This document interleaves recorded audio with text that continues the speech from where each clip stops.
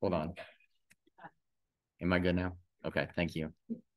For those that were interested in joining the membership, now we've moved high tech, and the way you join the membership is through the website. So if you don't know where the website is, it's WPNA Decatur is the name of the website, and you can join membership through that. If you have any trouble after the meeting, I'll be around. I can show you how to get there. So I just wanted everyone to understand that. So with that being said, Madeline, you want to go ahead and start? Let me go. Thank you. Yeah, you're welcome. Yes, we love Google Slides always changes how your formatting is. But so I'll start. My name is Madeline Henner. I'm the executive director here at Legacy Decatur. Our kind of role is as a nonprofit is working to make Decatur more green, more attainable, and more connected. And the most visible way we do that is by managing Legacy Park for the city. So of course the city is still highly involved. We work very well together. We have our maintenance and a lot of facilities needs to go through the city. But Legacy Decatur is the managing entity. And we, our contract with the city states that we need to be financially self-sufficient programmatically and operationally from the city by July of 2025, which is soon. So just kind of a quick overview. I know a lot of y'all have probably spent a whole lot of time here, even before it was Legacy Park. But just to give a brief overview that we have, it's a 77-acre, 28-building park, and we have, all of our nonprofits here that lease space. That is one of the most significant ways that we offset costs, but it is below market rate. So we have a pretty thoughtful kind of application process to make sure that those nonprofits are working towards the master plan that you all set back in 2018. But just, to take a step back, whenever I start getting into the nitty gritty, it's always helpful to kind of think through the history, that for 144 years that this space was the United Methodist Children's Home, and served, as a home for some of Georgia's most vulnerable youth. And when they arrived, they were welcomed in from, a lot of times pretty scary situations or traumatic situations, and they were welcomed into this beautiful space with safe housing, with nature to find some calm quiet, with recreational opportunities, to heal through play. And the community really supported this mission with donations, coming and supporting the famous flea market that used to happen here every year, by volunteering to teach life skills to prepare these youth to, for their bright futures. But, in the 2000s, that the church, informed by data, really decided that children fare better in family settings rather than in institutions. And so spending, the money to maintain 77 acres and 28 buildings no longer served that mission. And so rather than sell to a developer to clear cut all of the history and the nature and all of it, that they made a deal with the city to purchase the property and put $40 million into an endowment to support foster families. When that property was purchased, the city, rather than just deciding, it did what Decatur does, which was a lot of public input. So they had over 1,000 people, whether it was online surveys, workshops, civic dinners, stakeholder meetings, give input on what this master plan would be. And kind of the overwhelming voice was that this was to be a space that was welcoming and engaging for all. You all prioritized environmental preservation and education, recreation, affordable housing, and inclusive community. So it's my job as the executive director of Legacy Decatur to stitch together those opportunities as they come to bring that master plan to life. So for environmental education and preservation, we have Trees Atlanta that works real hard to remove invasives and plant native species. We have Global Growers Network operating a 2-acre organic community garden down the hill. We have Georgia Arborists Association that does a whole lot of tree care and information around here. Wild Nest Bird Rehab that handled over 1,500 birds last year. Wild Center does field trips and kind of advisory for kind of helping think through some of those environmental preservation education. And soon we'll have another community garden in partnership with Trellis Horticulture Therapy Alliance that'll be an ability garden that'll be wheelchair accessible over by Nickerson, which is that stone building right where it says the lawn. It's that building. So, when I walk out of my office, I get to see, juvenile bluebirds flying away from Wild Nest aviary after, careful rehabilitation into that woodland area that has been so carefully restored back to a more healthy native woodland area. I get to hear the inviting folk music from Frank Hamilton School of Music, interspersed with some joyful shrieks from our inclusive playground of kids of all abilities getting to play together and make new friends.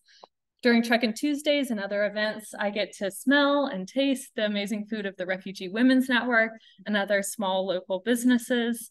But every day I get to experience the community dreamt in the master plan. And so I'm so excited that y'all are here. I know that a lot of you already take a whole lot of ownership of the space, as you absolutely should. But we would love to have you more involved with the organization. So I have my cards back there. If you would like to contact me with questions, if you have any suggestions, feedback, we love to hear them. We'll also start to have more volunteer opportunities in park beautification and events. We're starting a fundraising committee and we would love help with that. You can rent venue space and help generate some of that revenue to help the park go and work, or donate to support our mission. So I'm so excited that y'all are here tonight. And I'm going to go through a few of kind of the big projects that you can expect from us coming up that are exciting, but disruptive. So the track. It is a very exciting and significant step towards that master plan. Recreation, we have an incredible, 2-loop 5K course created in large part by y'all's neighbor, Reverend Jack Amick.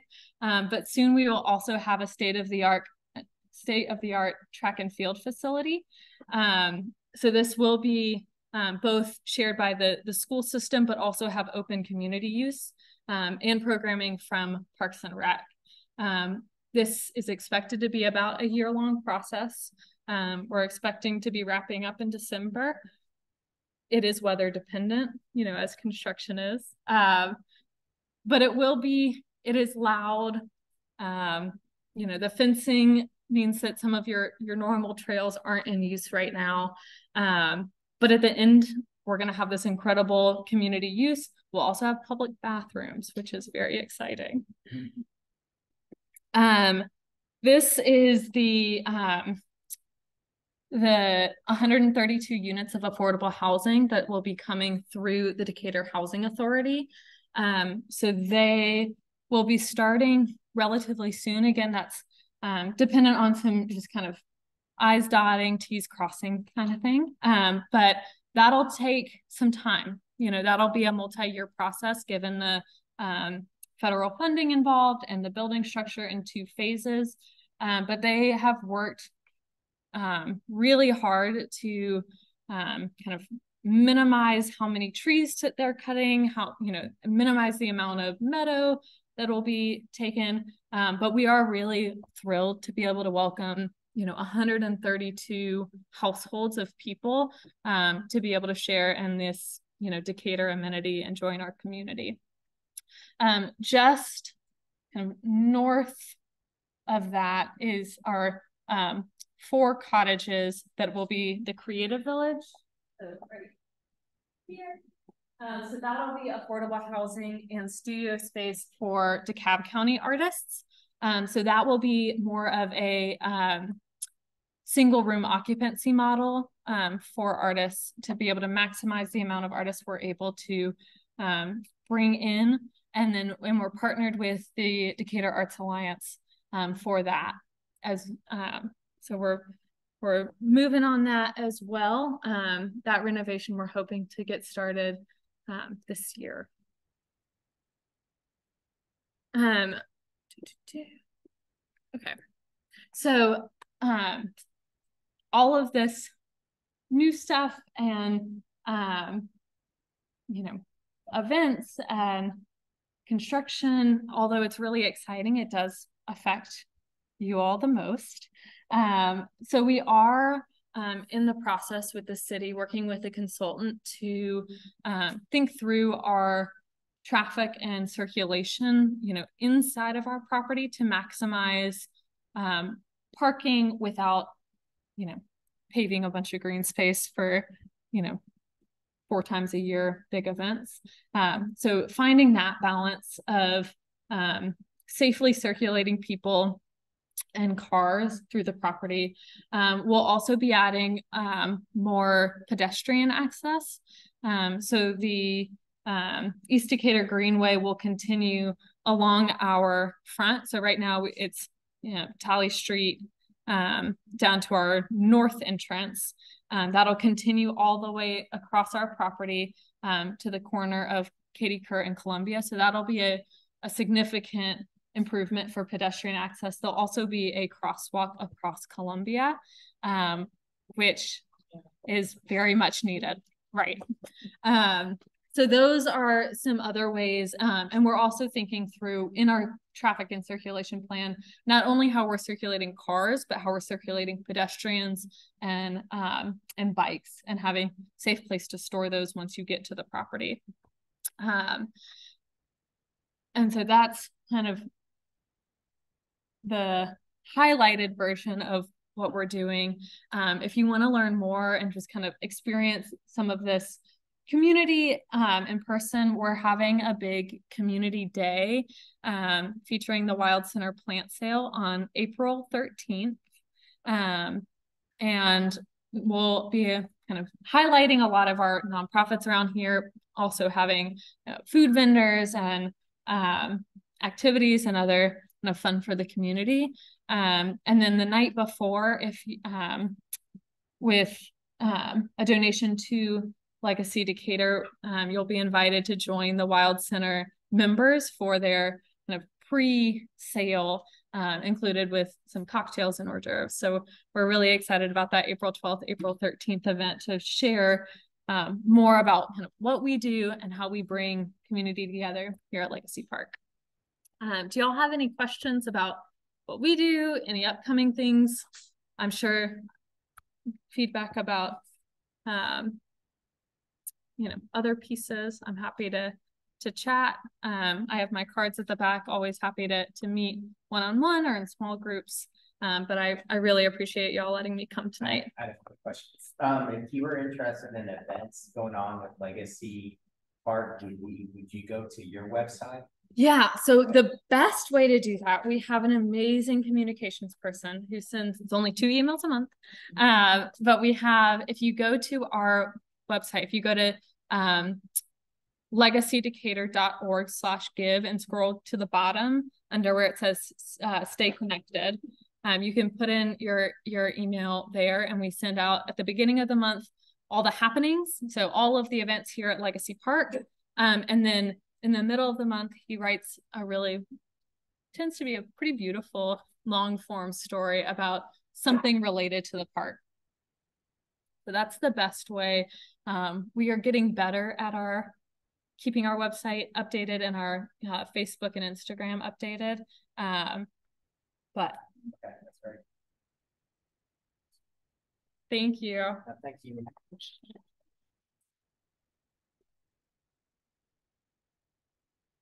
Oops.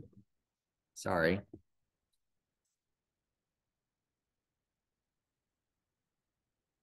How do I go back? You know how to open it on with the Google. There you go. Thank you. I wanted to go back to this because I think this would set up well for Mayor Garrett's discussion. So why don't you go on and come on up here? Thank you. I thought I would start with what's happening at Legacy, and thank you all for inviting me. When I first started coming to these meetings, I was a guest because I didn't live in Winnona Park, but we actually moved here. I was thinking it was 4 years ago, but it's been 4.5 years that we moved from. We moved in 2019, and we're welcome to Winnona with the pandemic. So we had been in Oakhurst since 2001. And so we've been members of the south side of Decatur since we moved here in 2001 from Chattanooga. So but we love Winnona Park, and we're looking forward to that crosswalk across South Columbia because I'm here a fair amount. So I did want to talk a little bit about the track. It is a joint venture with the City Schools of Decatur.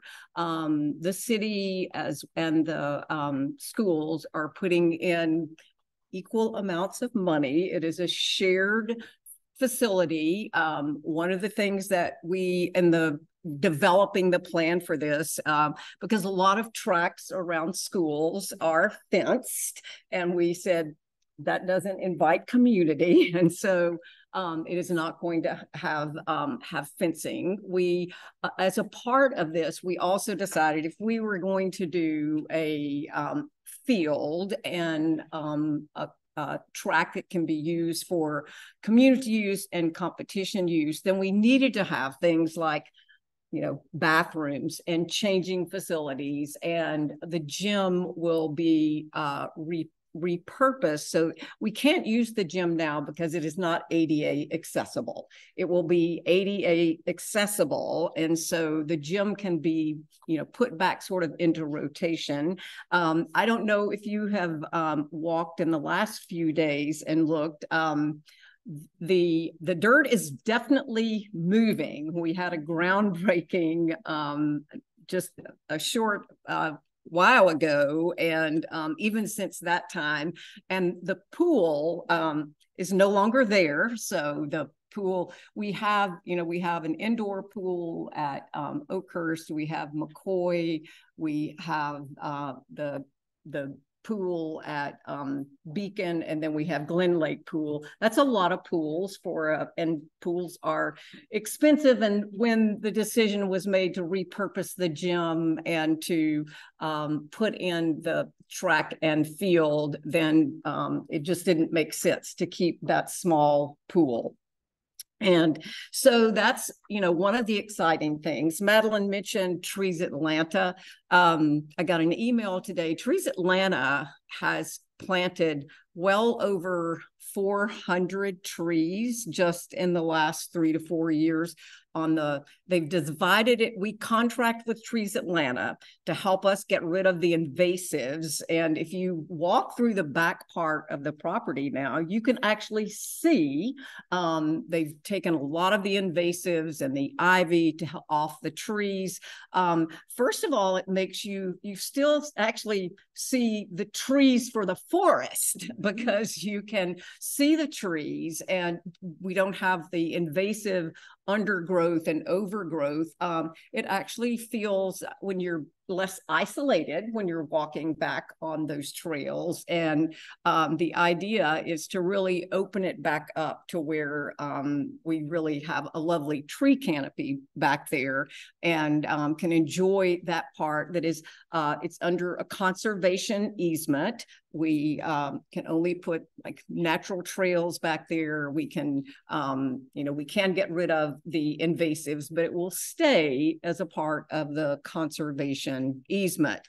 And so Trees Atlanta has been doing, they have volunteer work days every month, I believe, on Saturdays, the second Saturday of the month, starting at about 9 in the morning, I believe. And just recently, they planted about 50 trees in the front area, not in the open lawn space, because that is a space that we want to keep open for picnics and keeping, kicking soccer balls and that sort of thing, but more over towards the chapel. The city, when we purchased the property, it did not include the chapel. The Methodist Children's Home wanted to keep the chapel, but we received sort of right of first refusal, and to be able to purchase that property for $1, I think, if they decided they no longer wanted to keep it, because the city was not going to pay more. They wanted the carve out. We didn't choose the carve out. So, but the city now owns the chapel, and it's had some work done in it. It's a lovely small venue space. We do have weddings there.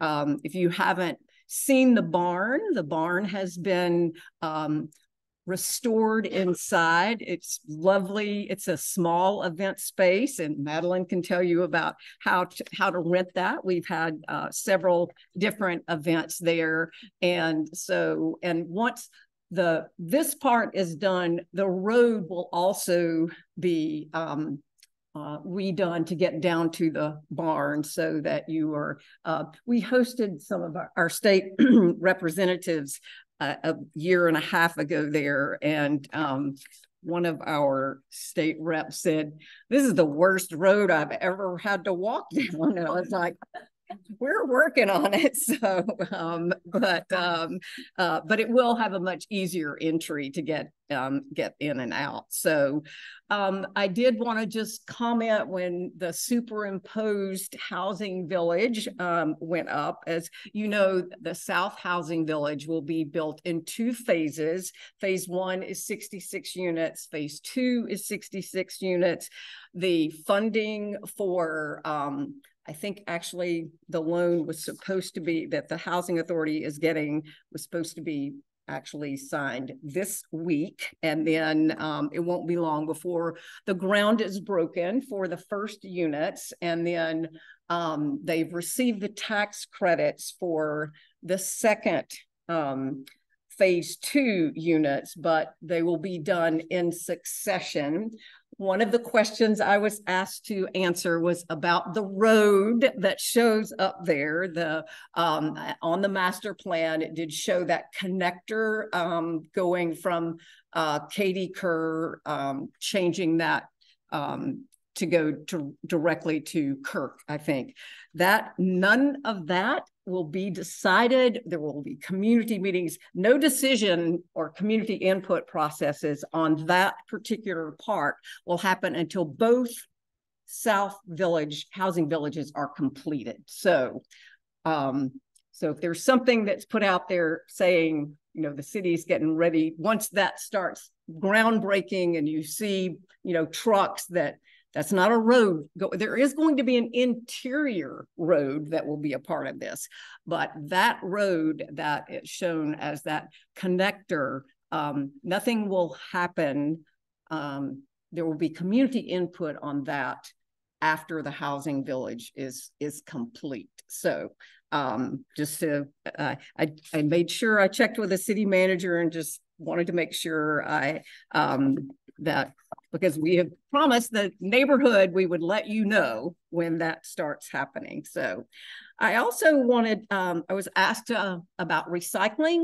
The city, we only are taking 1s and 2s. So please make sure that's all you put in your recycling bins. There is no market for that. We are able to take things to for anything except 1s and 2s.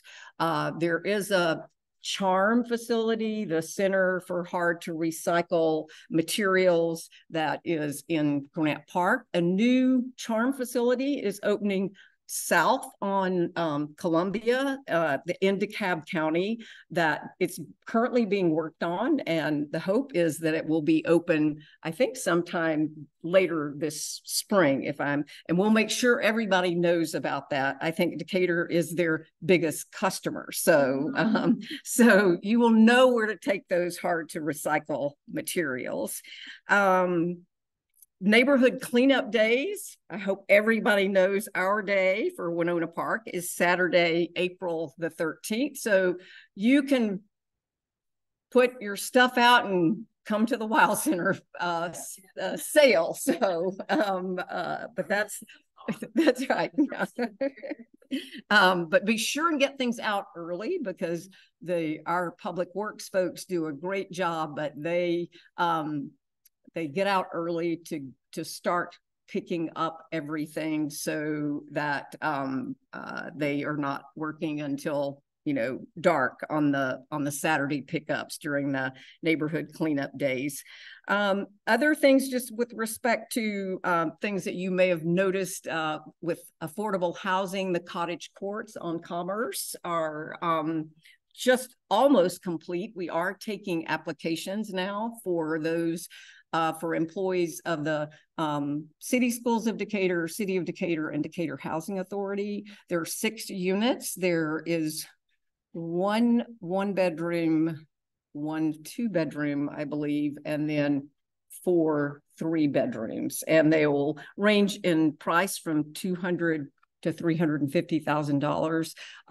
The land trust will keep the land, so that the equity will be in the housing units themselves, and but you will be able to gain equity when you sell the home. But as you all know, the price of the land in Decatur is one of the things that continues to escalate, and this will keep the homes more affordable as they change hands over time. And then I think the last thing that I wanted to talk some about are some of the traffic calming measures that we are looking at. And some of that has to do with like sidewalks and that sort of thing. I did check with David Younger today to I said, can you get me some information on sort of where things are with the Dairy Down sidewalks and South Columbia? The Dairy Down Sidewalk project will be in combination with the stormwater project, and we're just starting temporary construction easement for being able to do the stormwater project. There's also a meeting actually this week for staff to take a look at tree impacts and root bridgings along Dairy Down, and the staff will set up a community engagement session for folks that are on Dairy Down or other interested neighbors to talk about the implementation of sidewalks on Dairy Down, in terms of like what if there's going to have to be build outs around trees, or similar to what happened on Shadamore. As you know, it is a process to put in sidewalks. In terms of the South Columbia path, the current phase still has to address a utility pole and a curve in the path, and that has not yet been resolved. And phase 3 design, the city's working on a concept plan based on the feedback received during the first community meeting, and the next step will come back to the community for additional input on that piece that Madeline was talking about, that will go from the south entrance for this property all the way up to Katie Kerr. So it is in the works, and there will be continued community input as those things evolve, and that will be when an additional crosswalk is installed as a part of that planning process, deciding where it makes sense for it to go, and that sort of thing.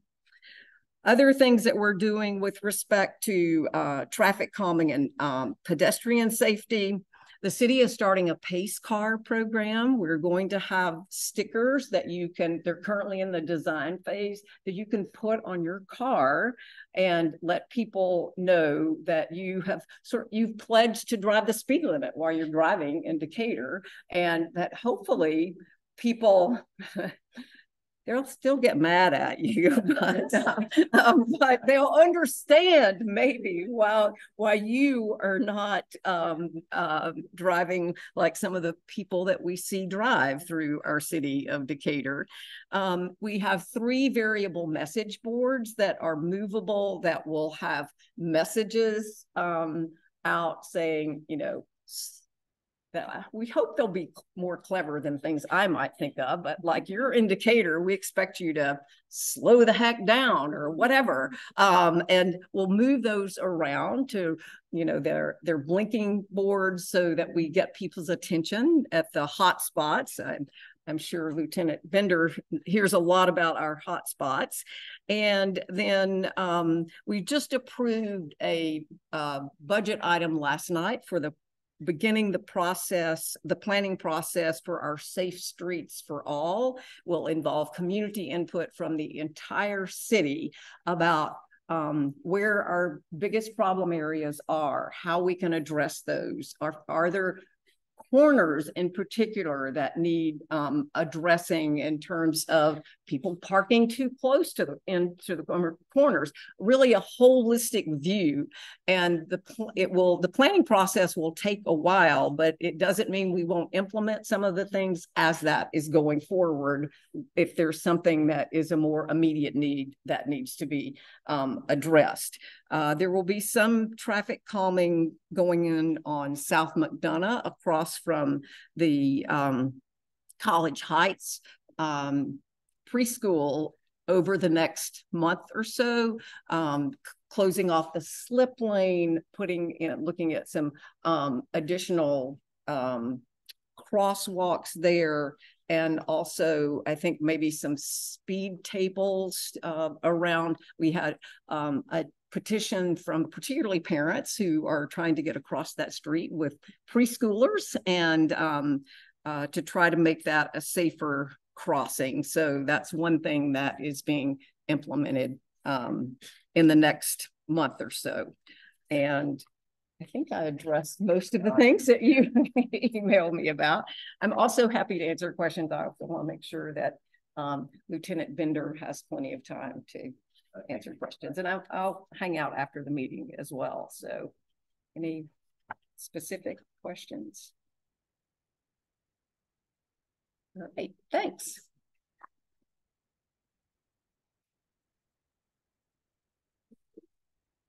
Good evening, everybody. My name is John Bender. I'm a lieutenant with the police department for the city of Decatur. I've been employed here for the last 15 years in one capacity or another within the department. Currently, I serve as Community Information and Education Manager and our Public Information Officer. So I go to a lot of HLA meetings, and this is actually a huge turnout for a lot of the ones that I see. Going back a few years, I will tell you that all police departments, not just Decatur, kind of took a hit at the beginning of 2020 and of 2019. A lot of people decided to get out of policing, and then COVID hit, and a whole lot of people decided to get out of policing. So staffing in any department throughout the country right now is really hard. If you look anywhere, people are offering all kind of incentive bonuses to get hired. San Francisco is up to $75,000 just to sign up to be a police officer. Thankfully, we are coming out of that, I think. We have 4 people that are starting the academy actually today. We have 2 that are graduating in 2 weeks. And then we have a great group of men and women that are working with us now, still doing the job that they do every day. So if you see any of the officers running around, like, tell them thank you. They're really doing everything they can to enforce the laws, keep you guys safe, answer the questions that everybody has. And then because we already care, we deal with a lot of problems that some police departments probably don't deal with. So we really try to take our time and deal with it. As far as Winnona Park though, you guys are doing really well. Property crime is always going to be our #1 in the city, which if I have to pick a crime category, unfortunately, I'm going to pick property crime to have instead of, you know, any kind of violent crime.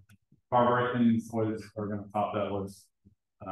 People still walk around sometimes. You know, they look in the vehicles, they see purses or bags or whatever the case may be left out in the open. There's a crime of opportunity, and there's an opportunity. People are going to break into the car and try to take your items. So if you can, tell your neighbors, tell your friends, tell everybody, take everything out of their cars, please. Helps with them all around.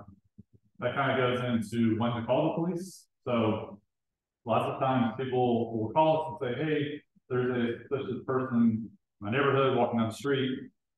Okay, that's the call we get. There's a suspicious person walking down the street in my neighborhood.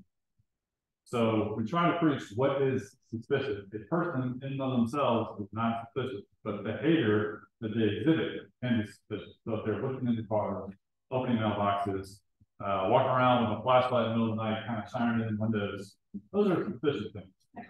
But if somebody is just walking down the sidewalk that you don't recognize, that is not a suspicious person. I know it's funny, but we get the call every day. And the department was kind of made a conscious decision to not go to stop somebody because they're walking the sidewalk. Not right. So moving to the traffic side of things, back when we were fully staffed, we had a traffic unit that solely worked vehicle pullover, stopping people for traffic violations. We still pull people over. We pull people over a lot. We write a lot of citations, but we do not have those officers currently assigned to the traffic unit. As these newer people are getting out of the police academy and getting trained where they need to be, that's going to come back. But until it does, you know, you might see a few less traffic stops, but we're still sitting on South Main Street every day, pulling people over for speeding and crosswalks and all sorts of things. So it's still happening. Don't think that it's not happening because you might not see it all the time. Back on January 28th, we had a fatality accident on South Cameron Street at South Cameron Midway area. That person has been taken into custody. They turned themselves into the jail last week. So the investigation of that magnitude gets really detailed. And sometimes it seems really cut and dry. You know, you saw in our initial press release, the person was driving recklessly, you know, why do we not arrest them that night? Well, behind the scenes, there's a lot of things that go into that to make the case prosecutable later on down the road. So whenever this case does go to trial, there's not some loophole that this person is getting out on or getting away with. So we take our time, we have the person identified, but they've since been arrested and charged with a litany of things. Best way to find out about all those things, though, is to follow us on our Facebook page, because that's where you will get updates about any significant case, especially happening in your neighborhood or anywhere else in the Decatur. And then outside of that, just follow the city's page in general. And like Mayor Garrett said, we have the new, I don't know the technical name, I call them the flashy traffic signs. They're getting the Decatur police logos put on this week, as well as like some anti-theft type stuff. So you guys are going to see them out soon. Definitely on South Cameron, it's coming. And then, you know, start of school, start up again in August. We always advertise. We used to rent these message boards from the company. Now we don't want to do that for all kinds of special events. And then outside of that, it also provides traffic data to us. So it's reporting things and giving us a big data package to kind of look at to see what are the top speeds, you know, what's the average speed to kind of go on. So it's not just a flashing sign, it's actually giving us real world data. And then from the police side, those boards are totally put to the internet, but we can kind of update and look at things real time on computers and not have to go out there and download them like we used to do with the flashing signs that you've seen. So I'm sure you guys have some kind of burning questions for the police. And I don't want to take up the whole meeting, but I will hang out at the end of the meeting for anything that you want to ask or bring up or talk to us about. And then outside of all that, my shameless plug, we have a junior police academy last week of June. If you guys have never heard of it or seen it, and you have a middle schooler in your family or neighborhood, refer them to us because they get to hang out with us for an entire week. We take them on a field trip every afternoon, and then every morning into the afternoon, they do something police related around the building. If you ever follow us on Facebook, you would see all the pictures we put up from it. They have a really good time. So that's enough. Thank you guys.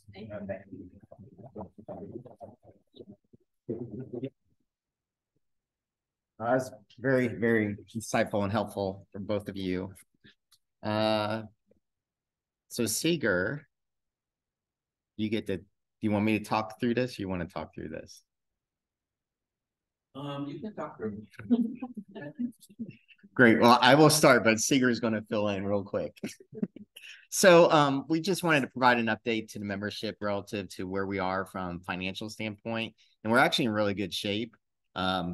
That from a balance standpoint, we have around 3365 in terms of the count. So the last couple of years, and you can testify to this, that we've actually spent more than what we've actually taken in pretty much. And that's because when COVID hit, we really weren't spending any money. So we purposely wanted to go in and give a little bit back to the community. And the membership is part of that piece. So as you look forward in terms of 2024, we are looking to be a little bit more balanced in terms of what we take in versus what we're spending. Membership right now is probably lower than where we would like to be. So we only have 63 active members as of today. So if you haven't renewed, you can go to the website, renew, but you're going to probably see us being active in terms of encouraging folks to renew. Our biggest time when we do renewals is the Luminary event. And this year it was kind of rainy, if you recall. And so we did have a good participation in the Luminary event, but probably didn't have as many folks go and actually renew their membership then. So we'd ask for you to go in and do that if you haven't already done that, and then encourage your neighbors and friends to go ahead and renew it as well. Just to kind of give a sense about where and how we get money. So the biggest places where we get the money for the association is through membership.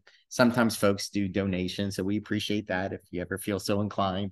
And then we also mainly the biggest thing is the Luminary event that we do in December. We are going to have a yard sale as well, but if you are a member, it's free. There's no cost to being part of yard sale, so don't need to worry about that. And then we have some other miscellaneous ways when we take in money. But then you may say, well, where do we spend the money? Actually running the website, all the hosting, that's not free, that costs money. So that's where we spend that. When we have these activities, such as the yard sale, we have to do advertisements, and we have supplies and signs and so on and so forth. And then for the Luminary event, we have spent quite a bit in terms of materials, and then some of the events we had associated with that as well. So give you a kind of a sense of how we spend the money. We are looking to do more events. I'm going to talk about that in a minute, so you get a better sense of that, but we just got to be balanced in terms of where the money is flowing. So any questions on the Treasury report? Okay. So let me just add one comment, and that's that I haven't had the opportunity to actually do a detailed report since 2019. May of 2019 was the last time that I actually put paper in front of the membership. But the way that we function each year is this second page of the report is a spreadsheet, and the right-hand side contains a proposed budget for the current calendar year. And I asked that the membership formally vote to approve the budget, because once they have done that, then our committees go ahead and spend as much money as is allocated for their particular committee operation. So I feel more comfortable in doling out checks when the membership has authorized me to do so. So if you would please, Pete, ask for a motion to accept the treasurer's report, which is adopting the budget, I would appreciate it. So, yeah, so do I have the membership accept the budget? Here's second. All those in favor say aye. Anyone against? Great, thank you. Thank you, Seeger. All right, let me go back. So I did want to spend a little bit of time just talking through what we accomplished last year and some of the objectives we have for 2024. So for 2023, some of the big things that we did accomplish is that we had our yard sale. I don't remember exactly how many houses we had. I know that my house was pretty successful in the yard sale. So, and my enterprising 13-year-old at the time is a great salesperson. So if you need somebody to sell stuff at your house, he's the guy to hire. So we had that. We had a fall picnic. That was in October, November, around that that period, but it was a great event. Hopefully many of you actually were able to come to that event. We had a band that played Holly Holiday. We had Oakhurst Market there selling some products, and I mean it was just really great. And then we also had our luminary event, and we have Sarah Moser here to hosted the event we had down on their property next to the bridge, which is always very lovely. So that was really a great number of events we had. We also accomplished some other things as well. One of the big things, and those have been involved with the association, is we actually recruited people to help us. so getting Michael and Laura on board and Arlene, it's been great. I see Kate in the background, and so Kate, I know, is helping us out there as well. So that's really important because we need more folks to help to get things moving. We also made some enhancements to our Decatur, our WP&A Decatur website. So if you haven't been to the website, please go. It's really done. It's really a great website. It's a great way for us to communicate with the community. And so if you ever want to know what's going on and you're not on Facebook, or you missed a listserv, go to the website and you can be informed on what's going on. And then for 2024, we just have a couple of real key high-level goals that we're looking to do. One is just expanding membership and involvement. It's very important to us that we have a community that's connected.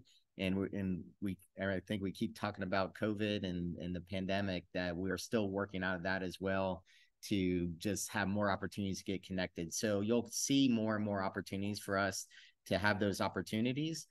Two is that we are also going to be working more on improving communication and outreach. And so Michael with Amanda and some other folks that are within the team are going to continue to work on doing that to get the outreach out there. And I'm going to talk about one specific way that we're going to do that in a minute. And then also just more social and community events to connect with their fellow neighbors. So we really greatly appreciate you coming out. It's so easy to watch things on Zoom, but it's so much better when you come out and meet some of your neighbors face to face. So we greatly appreciate it. And then if you see other social events that look interesting, then please join us and bring your neighbors along. I think that's part of that. Don't assume that they know what's happening. So we would appreciate that as well. And then I wanted to just kind of talk about, before I do that, I guess I'm going to do that next. All right, I'm going to stick with the agenda. So we're going to do officer elections, and now I'm going to talk about what we have going that's fun and social next, if that works for everyone. So the way this works is that we basically will go through this. We'll be electing president, vice president, treasurer, and secretary. You can nominate somebody for the position, and then we would ask for a second. If there's more than one person that is nominated, then we can have those people talk, and then you can decide what you would like to do. So I'll go ahead and create the nominations for president. Do I have any nominations for president? Nominate me. Do we have a second? Second. And I do accept. Are there anyone else that wants to be nominated? All right. So yeah. All those in favor, since I'm running unopposed. All right, great. Thank you. Next is we were taking vice president. I'll nominate Amanda Schroeder. Do I have a second? You accept? All right. All those in favor say aye. All right, thank you. For treasurer. How many years? We're going to create a statue. So I'm going to nominate Mr. Seeger. Do I have a second? Second. Anyone else want this job? I told Seeger he's got to recruit somebody if he doesn't want to do this anymore. So all those in favor? All right, thank you. And then for secretary, I'll nominate Jerry Polly. Do I have a second? Jared, do you accept? All those in favor say aye. All right, great. All right, wonderful. We have a board for 2024. Thank you for your help. Moving on.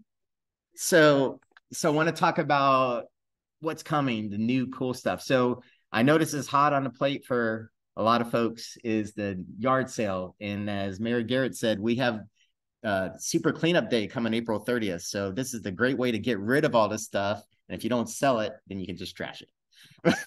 but yeah, so Yeah, yeah, that's true. That's true. We do have on the website right now, you can go there again. Another reason why to go to the website is you can register for the yard sale on the website now. So go under what's new and you'll see a link and you can register there. Again, it's free for members. So another reason to go in and sign up. We're going to run the yard sale from 9 a.m. to 1 p.m. because that's how I have my signs already set up and I'm reusing signs from last year. But you don't have to go to one. If you want to go longer than one, that's up to you.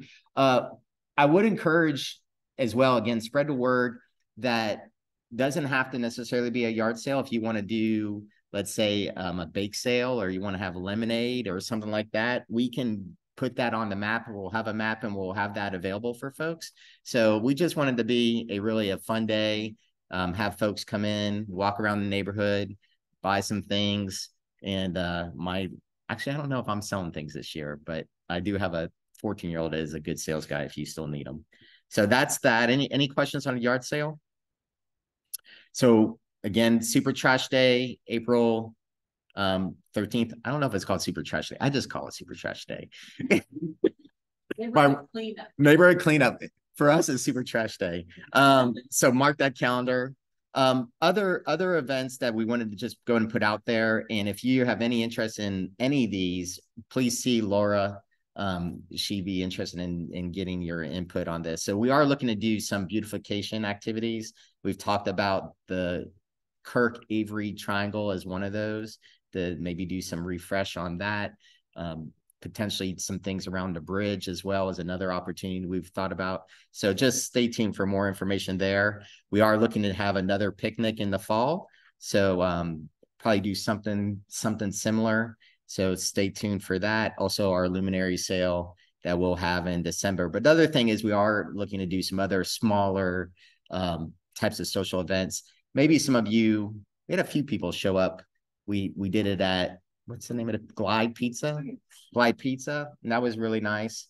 So we're going to try to do some smaller things, but they don't have to be official big things. So if you want to do a book club, wine club, walk at Legacy Park, admire the track building process, we can do any of these things, but just feel free to connect and reach out there.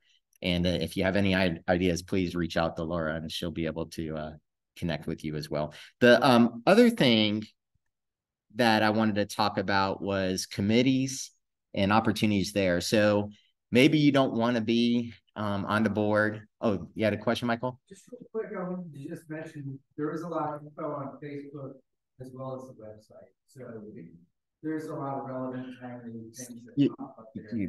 Yeah, no, thank you. So for those of you that are on Facebook, so I know not everyone here is on Facebook, there is a Facebook group called WPNA Shares. So you can go there. You have to answer some questions so we know you're not trying to clean our air ducts and things like that, or a mobile, auto service. But we'll get you on there, and it's a great way. We have 600 members. So 600 members on Facebook. So it's a pretty good group.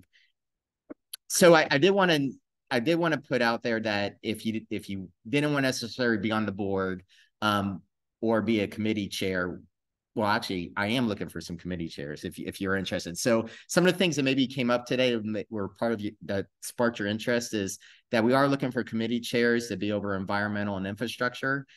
So if you're interested in things that can be around the beautification in the neighborhood or where sidewalks are going in, and we just would like to have some more connectivity with the city services, that's a great opportunity. Also with development and zoning, just to better understand what's going on with the city and reaching that back out to us as association here. Community outreach is another place as well. So there's a lot of great organizations. We heard about Legacy. So having someone that was part of Winnona Park neighborhood associations being connected with Legacy would be wonderful. So if you're interested in something like that, reach out. But if you didn't want to be a chairperson and you just want to help, we always can use that. So we have some sign-up sheets. There's one on that table, or maybe one on another table. Feel free to put down your name and what you would like to do, and we will certainly take usage of that. And the last piece is something that's new, is that we are looking to have street captains. So the idea of a street captain is that you would be connected with us when we have information we want to get out to the neighborhood. We will send it out to our street captains in addition to everything else we're doing. And then you as a street captain will go and connect with folks on your street and let them know. So the more street captains, the better for a street. We know there's some pretty long streets like Avery, so we're not looking for one street captain for all of Avery. But if you have interest in doing that, that would be very, very good, because if we want to get more connectivity and communication within the neighborhood, we just need more hands and different ways on how we can do that. So that was all that I had. Did anyone else had anything from membership that you wanted to talk about? Okay. Well, we're going to be hanging out, so feel free to mingle and socialize. We need to get out of the building in about 20 minutes. No, we really need to get out of it. No, I'm just kidding. No, thank you again so much for coming. We greatly appreciate it. And so with that, I'm going to go and adjourn the meeting. Thank you.